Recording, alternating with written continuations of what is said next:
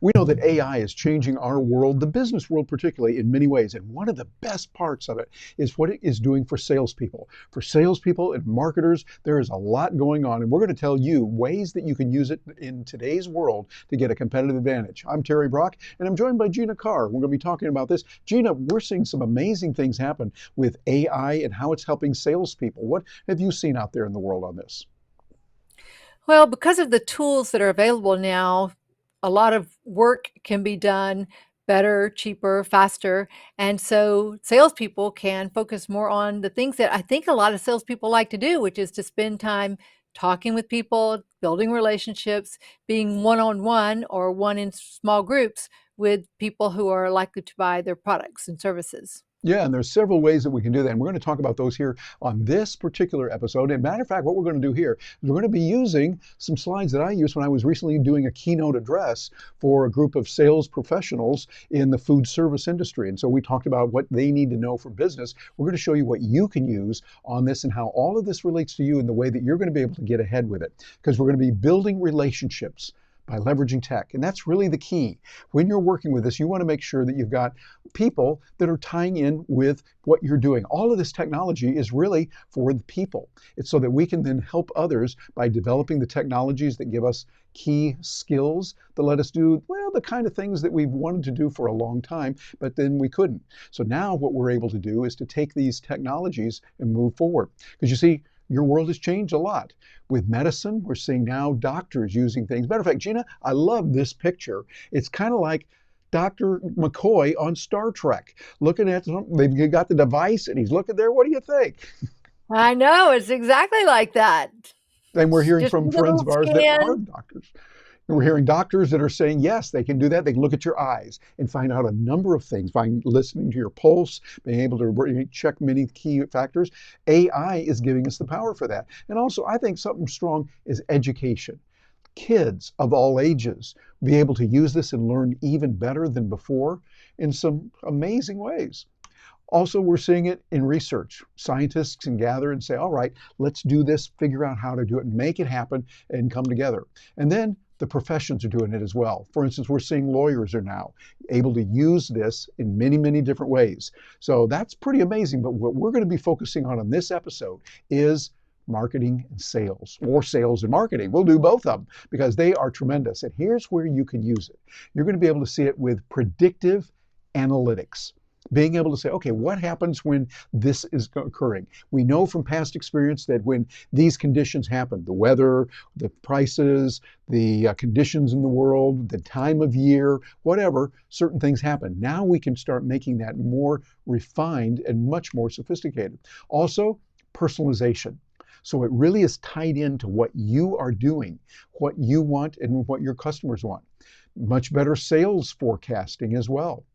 Sales forecasting is important because if you order too many units, then you've got a warehouse full of widgets and you're not able to sell them. Or if you order too few, then your customers say, gee, we can't get it from you, we'll go to the competitors. And you don't want that. So you want your sales forecast to be really accurate, and AI is helping salespeople to do that. Also, lead scoring. Gina, this is important. We know that being able to say, okay, these people are more likely to buy from us than these, or these people here might do it, but not right now. Wait 3 months and they will have a better time of the year to do it, something like that. And then also, you can have enhanced customer insights. I like this one particularly because it gives you the ability to find out, okay, what customers want, what they're looking for, what they like, and what we need to do to get it for them. So if you're feeling overwhelmed with all this, which sometimes it can be, I think there's some principles you can have to get you through it. One of them is this quote I think is real good. The problem is not information overload. The problem is filter failure.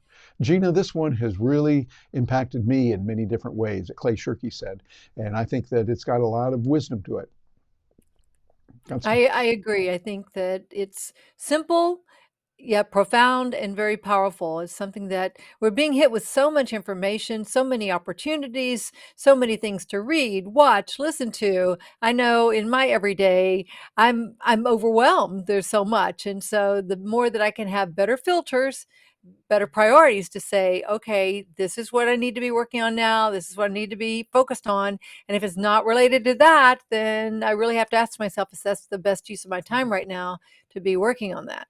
Yeah, I think you're right. We want to make sure that we're looking at those things. So let's take a look at how AI can help, particularly salespeople, people that are in sales, whatever industry you're in, there's a need for those sales, and there's ways that you can use this. What can it do for you? Well, one of the things are email messages that you can use this to craft your message to sound better, to have better spelling, better grammar, make it funnier, make it more serious. Whatever it is that is necessary for you, AI can help in that.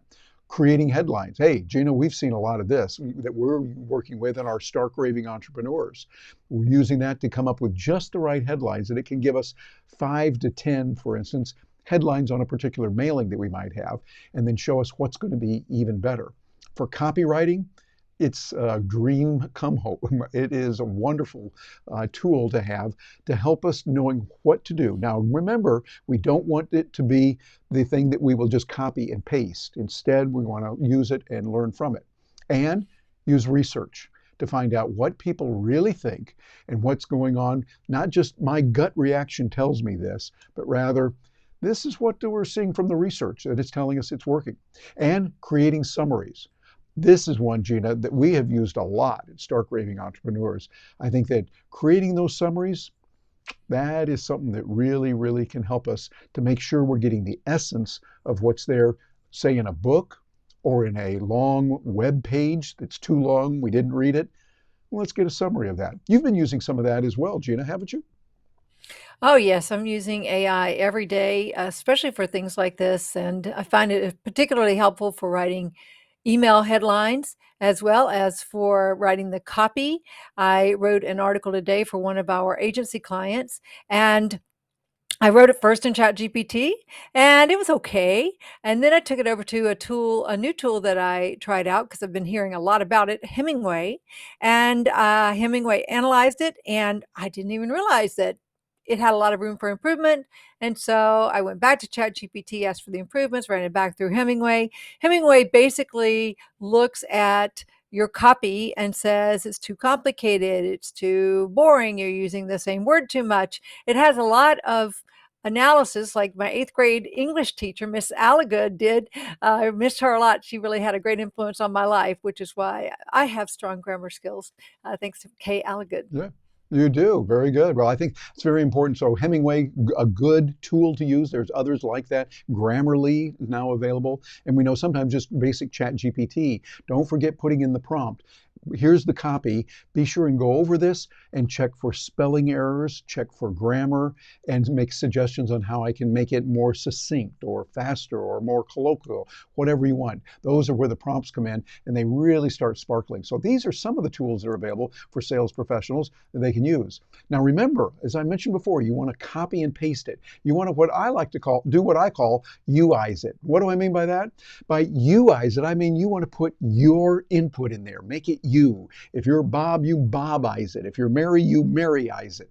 If you're Gina, well, you Ginaize it. And for Terry, I like to say I'll Terryize it, but another little thing there that I'm talking about. But you see, we've got some real good capabilities with that when we use it and we do it the right way. A lot of good things can come from using these tools and putting it in there, making sure that it's really you doing it, and it's not something that, well, just a copy and a paste that we have where we're going to use the same thing over and over. And you'll also want to make sure that you look at ChatGPT as your copy assistant, you as the copy chief.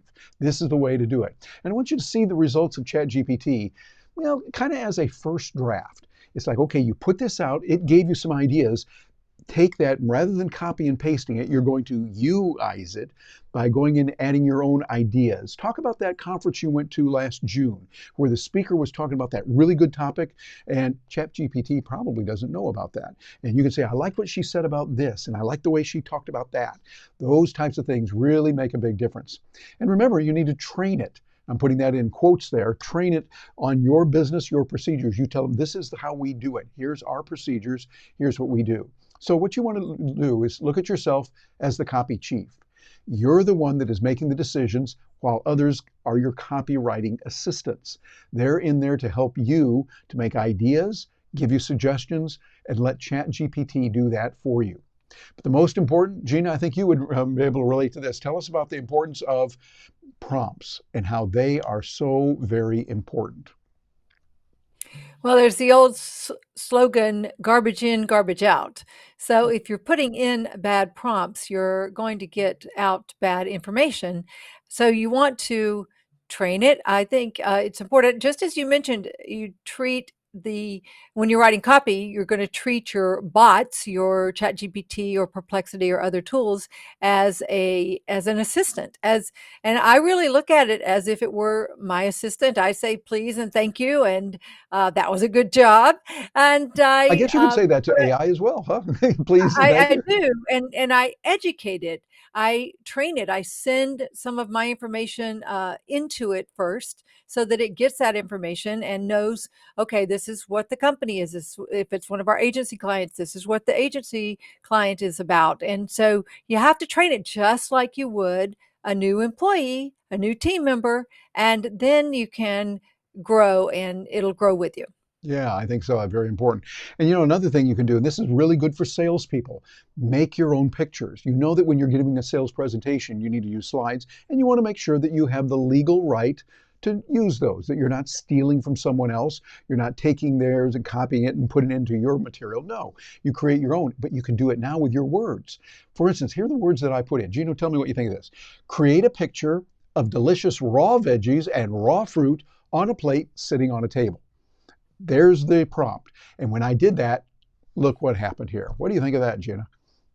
Looks pretty delicious, making me hungry. Yeah, exactly. I love that. And you think about it, this could be used in a professional situation where you need something for your email. You need it for a brochure. You might need it for a slide in a PowerPoint or Keynote presentation. Or, hey, like we're doing here, we're using Keynote and we're using eCam and putting in the pictures. I can use those pictures because I created them with the words that I used. And here's some additional pictures that came in. For instance, if I was working for this food service industry, I needed a couple of pictures. Notice one over on the left, I had chefs. So I could create that. I didn't have to hunt around forever at wonderful sites that have a lot of great free pictures. We love those sites. But this way, I did it. And then I wanted a restaurant. So right up above us here, you see the restaurant with people. And we were able to put that together so that we can then have something that really works in a nice way. I wanted pictures of people as well. So here are some pictures. Again, these can be used in a professional setting. And that's really what you want to do. Because remember, it's all about relationships. Creating those relationships to help others and doing this in a way that affects them in a profoundly positive way. I think that's really the key. Well, so here's some other AI that we can do for sales professionals as we look at who they are and what they're doing. AI will help the sales team streamline routine tasks. Gina, we know this is really important. When you got those tasks you got to do over and over, really nice to be able to have a team that can come in there and help you, and that team could be AI doing it very well. And this one here I think is pretty good. Gina, what do you think of this one right here? Well, getting a stronger competitive edge through sharper forecasting and trend analysis. Oh my goodness. I go back to being in college in the late 70s, early 80s, and being introduced to forecasting and trend analysis at Georgia Tech. And it's just amazing how far we've come and how much easier it is today with these modern tools. I mean, we had calculators then, and ooh, we had programmable calculators at that time, but we didn't have laptops. Most people didn't have access to a regular computer. So it's absolutely amazing how much easier this is, which saves time, saves money, saves effort, and really positions your business and your sales for much greater success. Yeah, absolutely. I like to think what we can do is take this now and realize it's better today than ever before because of what we have and the way we can use these particular tools and what they do for us. But I think here's some others that are really good too. It really helps for salespeople to automate boring, routine administrative tasks, things that you don't want to do, but you got to do them. This way, we can let AI do that for you. You can also allocate more time and energy to strategic sales planning. This is important. You can only do that in sales when you have the time to do it. Well, now you're getting it, and you get the training as well. We know that AI can be done there. We've got a tool that we work with, Gina, you and I know about Udly. That's Yoodli. Udly is a great AI training device to help people who need to make a presentation, make a sales presentation. Works very well for that, and it's something you can use in a big way. And nurturing the client relationships. You know what they're looking for through AI. AI can find out what it is they like and what they don't like, where they went to school, what kind of activities they're involved in, and it can help you in that as well. And ultimately, driving business growth. This is a key. We're getting the business that we need because we're using AI. And here's some things, Gina, I thought this was very impressive when I saw that what they're doing now in an area of commission reconciliation. That's real big in sales departments, making sure that things are done right in the proper way. ERP systems with AI capabilities take your ERP, that's the Enterprise Resource Planning. We know that SAP, Oracle, Microsoft Dynamics 365 are using those as well. And commission reconciliation works with Intuit and QuickBooks. Hey, I was just working on QuickBooks today, talking with our bookkeeper to make sure everything is just right on that. And Xero, and then of course, Zoho Books, really good tools there. And Performio and CommissionLead.io, Captivate IQ, all of these are dedicated commission management software. So that's just one example of what can be done when you're working with these. And I like these as well. IBM, Google Cloud, and Amazon Web Services are now providing custom AI solutions for businesses that have unique needs, and custom AI solutions are needed. You don't want just the standard off-the-shelf tools. These are available. When I was presenting that to the audience, they were really loving it. I could see them taking notes and putting things down to look at how they can use these and how they can start implementing them. It's got some real good possibilities. And when you think about this, Well, Jen, I'd love to hear from you on this one. The content personality or personalization from Netflix, Spotify, and Amazon. And now we can take that same and put it into a food service company or others. What are your thoughts on that, Gina? Well, I personally like it when the services know what I like and what I don't like. And so they're not feeding me or showing me options that are not of my interest. And I can tell when something's gone wrong with the algorithm, or I'm logged in from a different device, or it doesn't know me as well. Yeah, it's something kind of it feels a little creepy sometimes that Netflix and YouTube and services like that do know what I'm interested in, but it also saves me a lot of time, and it does present relevant information that I want to see. And YouTube in particular is always asking me on my mobile device, is this good content for you? Yes, no, why? And so it's learning more. And I think that that's helpful, and it's particularly helpful if you're in sales, because you're going to present to your potential clients in an automated fashion to make it easier for you some things that you can automate, so that it's going to easily send that information to them, let them see what they're specifically interested in. Again, but going back to the filters, there's so much information out there, and so people want to see what matches their needs. Yeah, exactly. It's something that is going to match the needs of your customers and what the sales people are going to need, and you're able to do it. Now, sometimes people say, well, I don't have time. I don't want to use all this technology. It's not there, or it's too much technology. Well, I would say think about other things you've done with technology before, with your smartphones themselves.